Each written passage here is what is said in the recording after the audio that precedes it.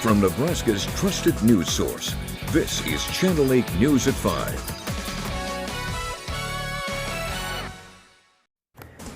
Coming up on the news, we have an update on the firefighters who were injured while battling the wildfire south of Lincoln. Plus, President Biden announcing new actions aimed at lowering costs for American families. But first, new details about a recent string of beef thefts. It turns out Nebraska wasn't the only state falling victim to that. Good evening, everyone, and thank you so much for joining us tonight.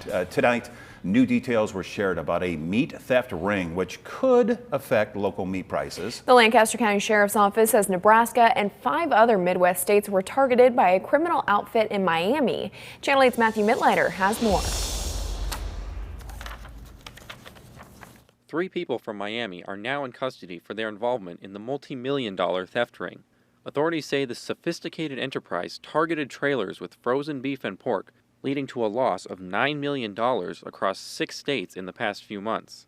They've been targeting beef and pork packaging facilities in Nebraska, Iowa, Minnesota, North and South Dakota, and Wisconsin. We're surprising how brazen and how wide scale it really was. Sheriff Wagner says they haven't yet identified where all the beef ended up after being stolen or who all the victims are, but the investigation is ongoing.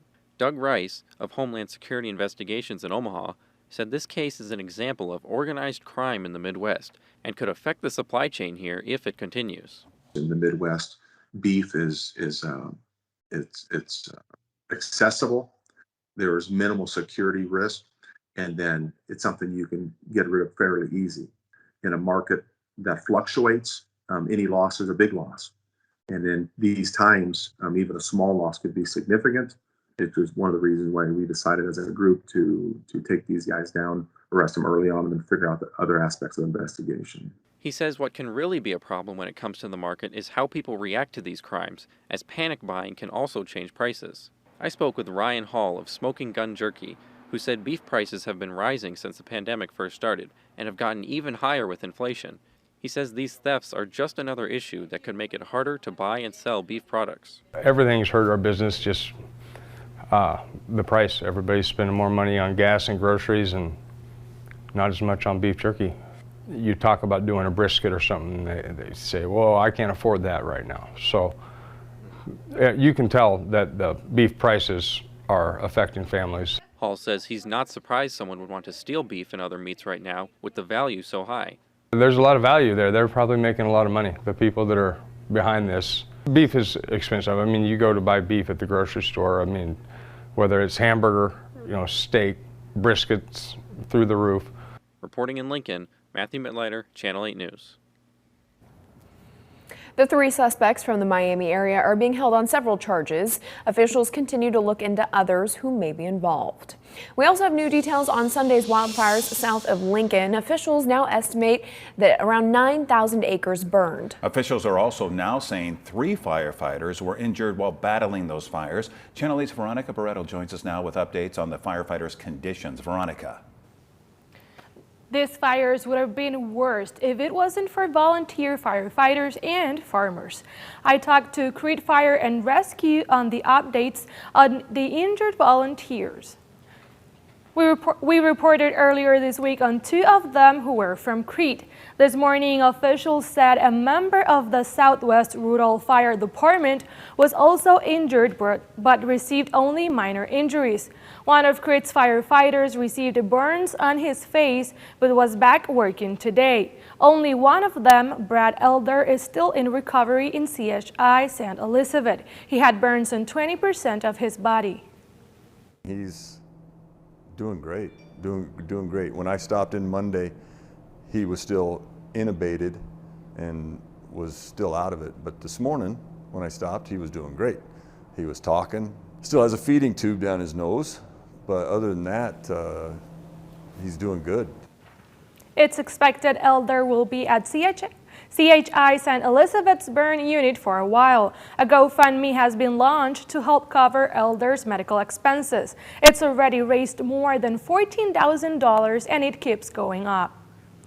Elder just got back from a trip where he was teaching about fighting fires when he received the call to assist in the Sunday wildfires. I'll have much more on this tonight on the news at 6. Looking forward to it. Thank you, Veronica.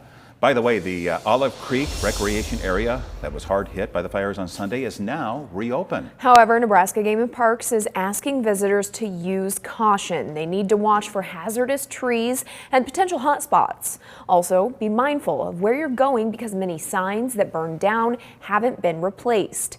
The good news, though, the boat ramp and campgrounds were not impacted by the fires. We also want to let you know hay is available for any farmers impacted by the wildfires. Hallam and Pleasantdale fire departments have around 20 round bales if you need the help. You can contact Pleasantdale with any questions. That number is at the bottom of your screen.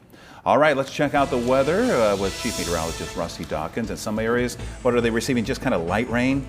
Yeah, it's not a whole lot, but at least it's something. We have some light rain showing up on radar, just a thin line that's moving to the north and east relatively slowly, but it's a long line of some light rain showers from the southeastern corner of the state all the way up towards Valentine.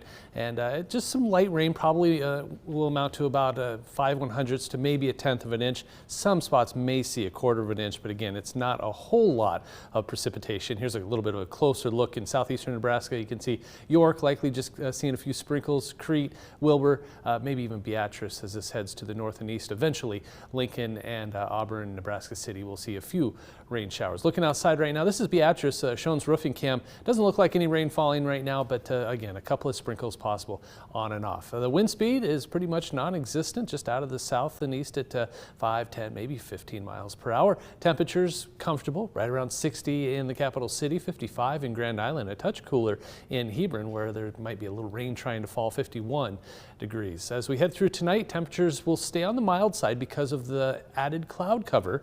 A little cooler to the north and west, but I think central and eastern Nebraska will all stay in the 40s for a good portion of tonight. We are going to see temperatures a little cooler tomorrow because of the cloud cover and rain chances. Then we warm up. Boy, this weekend is looking like a fantastic fall weekend. We'll have those details in a couple of minutes. All right, sounds good. Thank you, Rusty.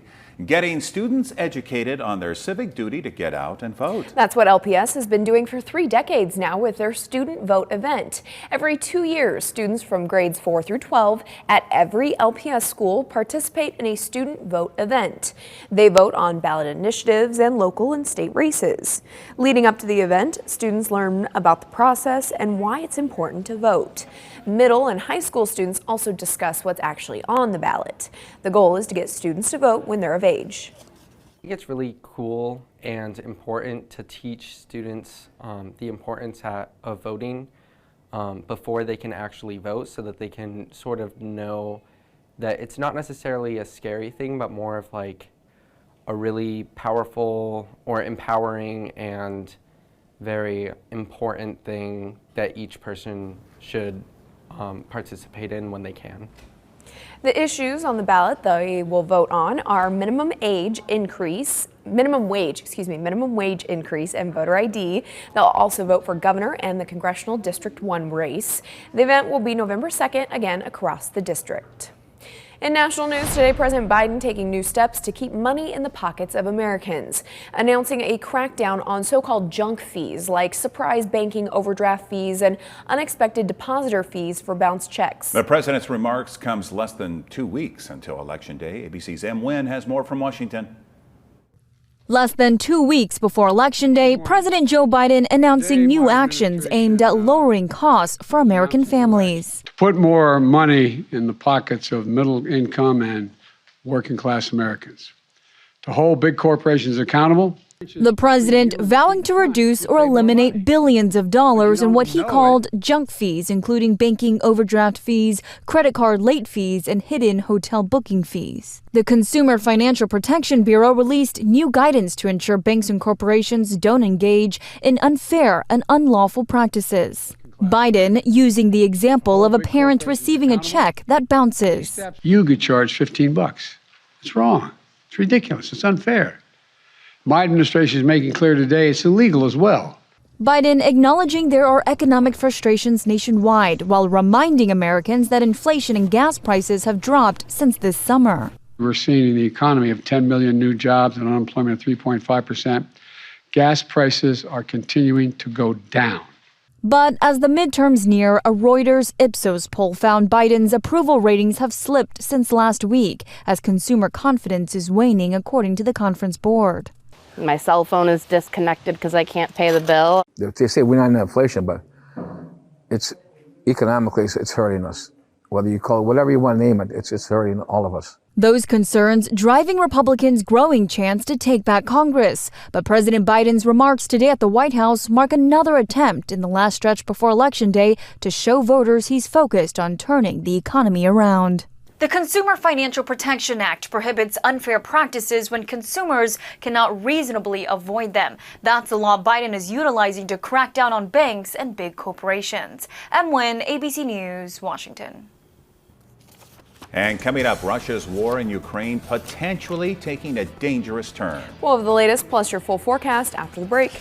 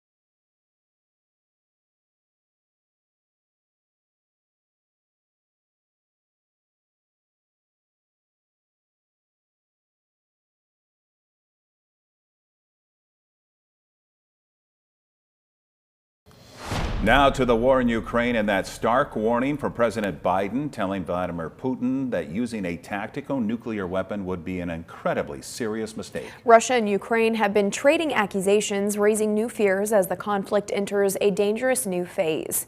ABC's Morgan Norwood has more. Tensions mounting in Ukraine with growing fears of a nuclear attack by Russia. Today, Russia holding annual nuclear drills. Putin watching from Moscow amid escalating concern that the country could be planning a nuclear assault. However, U.S. officials are stating that there are no indications right now Russia is imminently planning to use nuclear weapons. This comes as the Kremlin has been touting an unsubstantiated claim that Ukraine is planning to use a radioactive dirty bomb in Ukraine.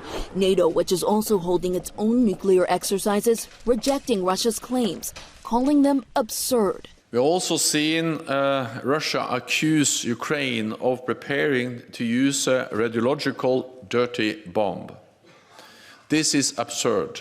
Allies reject this blatantly false accusation, and Russia must not use false pretexts to escalate the war further. That warning echoed here at home by President Joe Biden, who had this message for Vladimir Putin. Russia would be making an incredibly serious mistake if we're to use a tactical nuclear weapon. I'm not guaranteeing you that it's a false flag operation yet. Don't know. But it would be a serious, serious mistake. Overnight, the operator of Ukraine's largest nuclear power plant in Zaporizhia accusing Russian troops of conducting secret construction work near a nuclear fuel storage facility in the occupied plant. Ukraine's defense minister suggesting that Russia might use radioactive material from that power plant for a terrorist act. And as Ukraine looks to strengthen its defense, officials say those air defense systems that President Volodymyr Zelensky had been asking the U.S. for will arrive in Ukraine within the next 10 days. I'm Morgan Norwood, ABC News, Los Angeles. Now, your Storm Alert team forecast with Chief Meteorologist Rusty Dawkins. So it's Wednesday, but we have Thursday, Friday, 2.5 days until Husker game day, and Illinois is coming to town, and 66 degrees by just kickoff is at 2:30, but 66 degrees. We may even top out closer to 70 degrees, 62 by 4 p.m., and then by the end of the game, dropping off into the 50s. A little bit of a breeze out there right now. This is Penner Bathing Solutions cam in Aurora, and notice the flag just whipping around, going about 15 to 20 miles per hour out of the south, and quite a bit of way of cloud cover too. And speaking of cloud cover, I had to show this one again during the daylight hours because it's just so much fun to look at this camera. Groundworks cam has been very colorful, not as vibrant without the sun, but still just look at all of those leaves. I still can't believe there's all those leaves left on the trees after the wind we had not too long ago. So Lincoln is at 60 and Aurora, the camera we were just looking at, is at 53 degrees. So kind of a difference there from one side to the other. But 60 looks to be the warmest spot on the map. 54 New York, 52 Friend, 51 the cool spot on the map with Hebron at 51 degrees. Like I said, the wind is out of the south, not much, but there's a little bit of it at 5, 10, maybe 15 miles per hour. Aurora at 8. I think it might be gusting just a little bit higher than that. A little bit of light rain moving through near Norris High School. Crete, Seward, just about to see a little light rain. Again, this isn't a game changer. This isn't a whole lot of rain, maybe 1/10 of an inch, but it's a long area of precipitation all the way down from southeastern Nebraska, the very corner of Richardson County, all the way up into Cherry County, Sheridan County, Dawes County. None of it's snow, so don't sound the alarms yet, but we do have quite a bit in the rainfall out there, just light rainfall. Wide coverage, just light rainfall. Stormcast has most of that falling apart as it moves to the north and east by 11 p.m. But that's not it. We could see a little more rain try to develop as we head through the early morning hours tomorrow, especially in central Nebraska, maybe southwest Nebraska near North Platte. That all moves to the north, and then it kind of spins around, and we get another wave. This should be the last wave for a while by Thursday night. So this will be the best chance for central and eastern Nebraska with some scattered showers, maybe a rumble of thunder. It doesn't look likely with that, but a small chance. Light to moderate rainfall, especially between Norfolk and Lincoln. You can see some dots of yellow there. That would be the moderate rainfall. This is Thursday night by 10 p.m. and then it just kind of falls apart. And by 6 o'clock Friday morning, we'll start off cloudy, and then eventually the clouds will fizzle out and we'll see plenty of sunshine the second half of the day, Friday, and all the way through the weekend. Tonight, temperatures on the mild side. We should be in the 30s. We'll be in the 40s and the middle 40s at that. 46 degrees in Lincoln and Seward, 41s in York, Grand Island, Hastings, and Kearney. 46, mostly cloudy skies tonight. Those scattered showers, especially over the next couple of hours. Southeast wind at 5 to 15 miles per hour. Highs tomorrow struggle. A lot of cloud cover, rain on and off throughout the day. Temperatures only in the middle and upper 50s, maybe a few 60s like Beatrice and Nebraska City. But we'll say 58 with mostly cloudy skies in Lincoln and that rain possible. And then the 7-day forecast, we bump right back up into the 60s, middle and upper 60s, Friday, Saturday, and Sunday, and even Halloween. And then first day of November, wouldn't you know it, we'll see temperatures closer to 70 to start off the month of November. Mother Nature just loves to mess with us. We'll see those temperatures drop off though as we head towards the middle and end of next week with a few more rain chances. So we go from a rain chance on Thursday to very dry for several days in a row, and then our next rain chance comes about a week from now. But boy, if you have outdoor plans this weekend and you need to pick up about 3 billion leaves like I do, this will be the weekend to do it. You know, for a lot of people out there, whether it's the Husker game on Saturday or trick-or-treating on Monday, it's looking very nice at this point. Absolutely. Yeah, might be a top 10 weekend. Ooh, okay, well, we will enjoy it. And hey, speaking of the Husker game this Saturday against Illinois, tune in to Channel 8 for a special Husker football preview show. That's right. The show starts immediately following our 10 o'clock newscast this Friday night. So right around 10:30 or so, Lauren Michelson has the latest storylines and interviews for what could be the Huskers' biggest test of the season so far. And on Saturday, of course, you can watch the game right here on Channel 8 with kickoff at 2:30. A split day on Wall Street today. The Dow only gaining 2 points while the NASDAQ fell about 228. S&P is down 29 points. Here are your numbers. You're watching Channel 8, Nebraska's trusted news source.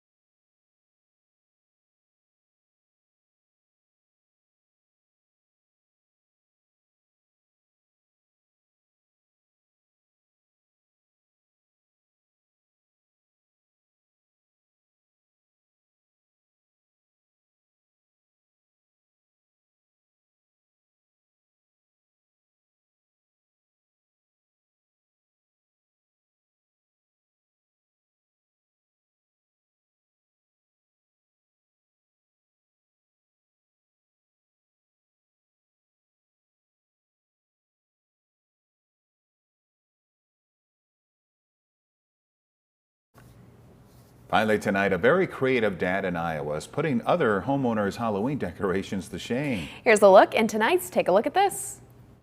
In the Halloween decorating game, there's lame, and then there's destined for fame. Behold, the Monster. It's the latest creepy and crafty concept from industrious Iowa dad Greg Dietzenbach, who went viral a couple of years ago for crafting this interactive monster Zoom call costume for his daughter. For this year's crazy creation, Dietzenbach had to craft a front door from scratch. He then incorporated a high-def TV for the blinking eyes, animated arms constructed from broom handles, and a homemade foam-hinged wreath for the monster's moving mouth. It's sure to add a scare to the sweet surprises waiting for trick-or-treaters.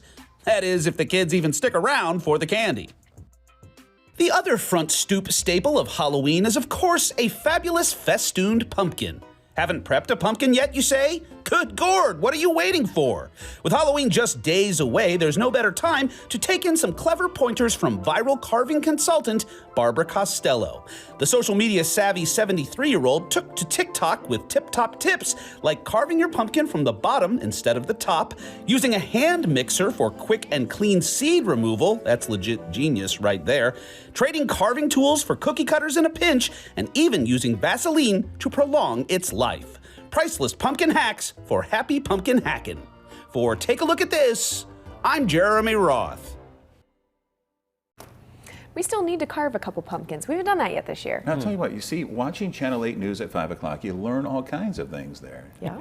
Take the little beater there and get out all the guts of the pumpkin. Use some Vaseline, but then you put it outside and the squirrels eat it, right, Rusty? I did. I said that just like a couple of weeks ago, and I got inundated with advice on how to keep the squirrels away from the pumpkin. So there's a lot of different ways to do that. But yeah, it's fall, and it's going to feel like it, especially tomorrow. Temperatures are going to be on the cool side, 58 degrees with showers possible on and off, especially in the evening. Then we warm back up, 60s for Friday, Saturday, Sunday, Monday, even some 70s to kick off November. Halloween, though, the pumpkins are going to be toasting away in those temperatures that are in the upper 60s by the afternoon. All right. Thank you, Rusty, and thank you all for joining us. World News with David Muir is up next, and we'll see you back here at 6 o'clock.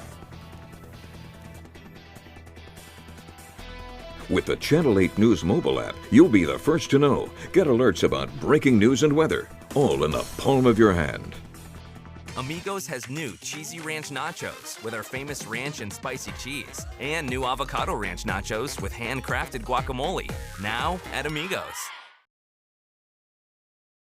Closed captioning on Channel 8 Eyewitness News is brought to you by Christensen Hearing Analytics. Next ET, only we're at home with Bob Saget's widow, Kelly Rizzo. Plus, we're getting in the holiday spirit with our Catherine McPhee and David Foster exclusive. Next ET. Weekdays at 6:30 after Channel 8 News at 6. As the sun's coming up, we're here to help you greet the day. Getting answers to the important questions. What's new overnight? What's happening right now? And what to plan for in the day ahead. Wake up with Channel 8 Morning News. Save big with 11% off everything at Menards. Give any room a fresh look with the beauty and durability of tile from Mohawk. Mohawk features more than 350 ceramic, porcelain, and mosaic glass tiles to fit any decor. All 11% off. Complete your tiling job with professional installation products from Tech. Our selection of mortar and grout make working with any application type or tile size possible. Get 11% off all Tech products now at Menards. Save big money at Menards. I love shoes. You find them in the store, you know, they like call you, but they hurt. The best ones hurt the worst. And you're walking around going, I don't want anyone to know that I'm not happy. Stuck in the arch supports, and I felt so much better. I'd say Good Feet helped with all of my great shoes. They turned out to be something that actually works for me. My name is Ava, and that's my Good Feet story. See for yourself with a free personalized arch support fitting at the Good Feet store. Trillion Health and hormone therapy, peptide therapy, gynecology, sexual medicine, medical aesthetics. Offices in Omaha, Lincoln, and Norfolk. View our schedule and book online at trillionhh.com. Insurance accepted. Being a Lincoln original, we get what others don't. The Scarlet and Cream, snacks for the big game, pepperoni and cream cheese pizza, two-finger waves, buying corn off the bed of a pickup, riding trails around town with family. We Nebraskans are proud of our local habits. Thank you for making us one of them. Fueling Lincoln for over 60 years. You stop at You Stop. Denver Mattress has always believed in investing right here with American-made mattresses built with unrivaled quality and sold at factory direct prices. Because improving your sleep life should always be easy and affordable. And during the incredible value sale, the more you buy, the more you save. Save $100 on every $1,000 you spend. Or save $300 on Tempur-Breeze and LuxAdapt mattresses and get a $300 gift. Plus 4 years no interest and free shipping. Denver Mattress, the easiest way to get the right mattress. Lincoln's Halloween headquarters, Party America, 56th and Highway 2. Tonight, breaking news, the verdict in the case of the driver plowing his SUV into a holiday parade. That terrifying attack in Wisconsin, killing 6 people and injuring dozens more. The youngest victim just 8 years old. Now the verdict and what one family brought to the courtroom. Pierre Thomas standing by. Tonight, the new allegation against Senate candidate Herschel Walker, another woman coming forward and what she now claims. Walker responding tonight, and Lindsay Davis is here. And the other key Senate race making news tonight, the debate in Pennsylvania. The Democrat John Fetterman recovering from a stroke. On that stage, what he said about the stroke at the beginning of the debate. Then how he performed, what his campaign is now saying tonight, and what the voters are saying. And Dr. Oz in his answer last night on abortion rights, saying women, their doctors, and local political leaders should decide this issue. Rachel Scott in Pennsylvania. The new turn in the deadly school shooting in St. Louis. Authorities now say the parents of that 19-year-old who had just graduated had alerted police to his AR-15 style assault rifle and that it had been taken away. Tonight, authorities say somehow he got the weapon back. So how did this happen? Alex Perez tonight. Hospitals from Connecticut to Texas to California running out of beds now to treat children suffering from that triple threat of respiratory viruses. Tonight here, you'll hear from the doctor who carefully explains what parents should be looking for. Kana Whitworth reporting. Tonight, the U.S. responding after Vladimir Putin oversees a Russian military nuclear drill, simulating a massive nuclear strike, what the U.S. is saying. Here at home, the deadly bridge collapse in Missouri, the images coming in tonight. Our reporting on climate, the race to save the glaciers. Ginger Z takes us where glaciers are melting at a pace not seen in a century. The recall tonight for a popular household cleaner, and the Powerball jackpot growing. Good luck. From ABC News World Headquarters in New York, this is World News Tonight with David Muir. Good evening, and it's great to have you with us here on a Wednesday night. And we begin tonight with the verdict after that horrific scene in Wisconsin, the driver who intentionally drove into that holiday parade in Waukesha, Wisconsin. You'll remember that awful scene almost a year ago, just before Thanksgiving, when that SUV appeared barreling into the crowd, killing 6 people and injuring more than 60 others. The driver, Darrell Brooks, acting as his own attorney, hiding his face in his hands as the verdict was read today. The youngest victim, just 8 years old, the oldest, 81. Tonight, Darrell Brooks convicted on 76 separate charges and what one of the grieving families brought to the courtroom. Here's our Chief Justice correspondent, Pierre Thomas. It was the horror just days before Thanksgiving. A driver barreling through crowds his family celebrated at a Christmas parade, killing 6, injuring dozens. Tonight, guilty on all counts for the man accused. We, the jury, find the defendant, Darrell E. Brooks, guilty of first-degree intentional homicide. Among those who were killed in Waukesha, Wisconsin, 8-year-old Jackson Sparks and members of the Dancing Grannies who had performed for years. The conviction, justice for some, but today there was outright fury from other family members left behind. Others finding comfort in the conviction. Virginia Sorensen was a member of the Dancing Grannies. Today her son came to court with a necklace bearing her ashes. And she told me to take my mom with us for the sentencing, so she was with us today. The trial had at times been bizarre, with Brooks, who had first pleaded not guilty because of mental disease. But just before trial, he withdrew his plea, deciding to represent himself. I don't need to cool off. I'm not angry at all. The wounds are far from healed in this town that has celebrated Christmas with an annual parade of love and community. So many injured and unable to comprehend what had happened. David, the killer faces a mandatory life sentence on each homicide count. And a judge will soon set a hearing where victims and family members can make statements. That will be so emotional, David. No question about that. Just a difficult case all around. Pierre, thank you. Tonight, the explosive new allegation against Senate candidate Herschel Walker in Georgia, just 13 days now until Election Day. A second woman now alleging that he pressured her to have an abortion. This issue is taking center stage in this race because as a candidate, Walker has been a staunch opponent of abortion rights. Again tonight, Lindsay Davis. A second woman is now coming forward claiming Georgia Senate candidate Herschel Walker paid for her to have an abortion. The woman, who is remaining anonymous, spoke via speakerphone at a news conference held by her attorney, Gloria Allred. The woman claims she and Walker were in a relationship and that when she became pregnant in 1993, he pressured her to have an abortion. He encouraged me to have an abortion and gave me the money to do so. The woman, whose claims have not been verified by ABC News, says she went to a Dallas clinic but couldn't go through with it. She says she left and told Walker, who allegedly became upset. The next morning, she claims he drove her back to the clinic himself and waited outside until she had had the procedure. The woman provided what she calls evidence of the relationship, but not of the actual abortion itself. And today, Walker denied it all. I'm done with this foolishness. I've already told people this is a lie and I'm not going to entertain to continue to carry a lie alone. And I also want to let you know I didn't kill JFK either. Walker has also previously denied paying for the abortion of another woman, the mother of one of his children. She's provided multiple news outlets receipts from the abortion clinic and a copy of a $700 check that she says Walker gave her to pay for the abortion. Did you ever have a conversation with this woman at any time about an abortion? No. Is she lying? Yes, she's lying. Yeah, she's lying. Yes, she's lying.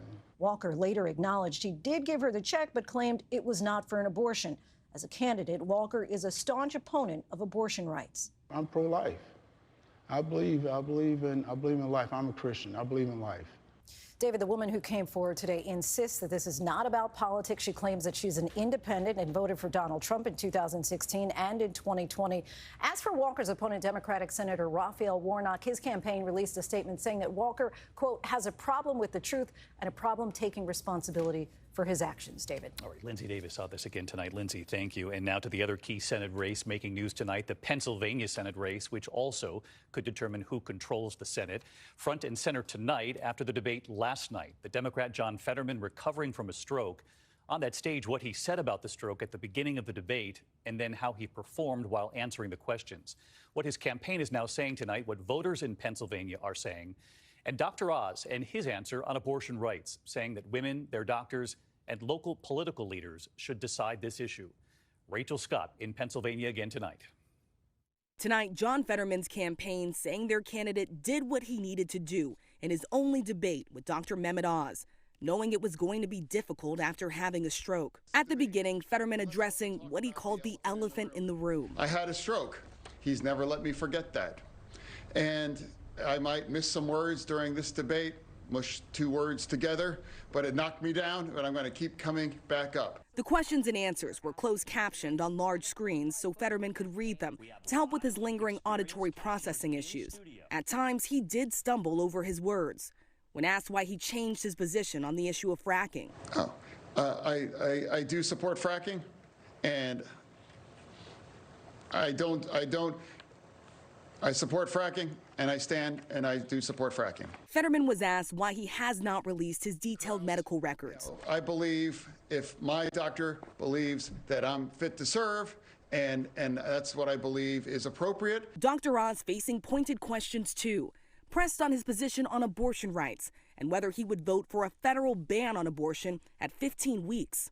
It was the answer from Oz that made immediate headlines. I want women, doctors, local political leaders, letting the democracy that's always allowed our nation to thrive to put the best ideas forward so states can decide for themselves. Tonight, Oz's team standing by that answer to include local political leaders in that decision.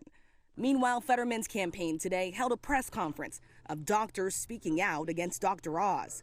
We asked, where's Fetterman's doctor? Why are we hearing from you instead of Fetterman's doctors, and why hasn't he released any of his medical records to the public? So first I have to push back against your answer because he has released a detailed report from his doctor saying that he's fit to serve. Today, voters we spoke with were split on the debate. Tom Lawler, an attorney and Democrat, still undecided. I'm not sure if Mr. Fetterman's people should have him in this race. I feel bad for him. If my decision had to be made today, I think I would lean for Dr. Oz. But Richard Farrow, a retiree from Pittsburgh, says he's sticking with Fetterman. Okay, he has a little bit of trouble talking. His mind is okay. I mean, if it affected his mind in some way, I could say okay. But he's still a smart guy. Has nothing to do with his speech. You still have full confidence in Fetterman? Right, I do. In fact, I already sent my vote in. Rachel Scott with us from Pennsylvania tonight. In fact, in Pittsburgh. And Rachel, really both campaigns here saying they accomplished what they needed to do last night, which we know is the one.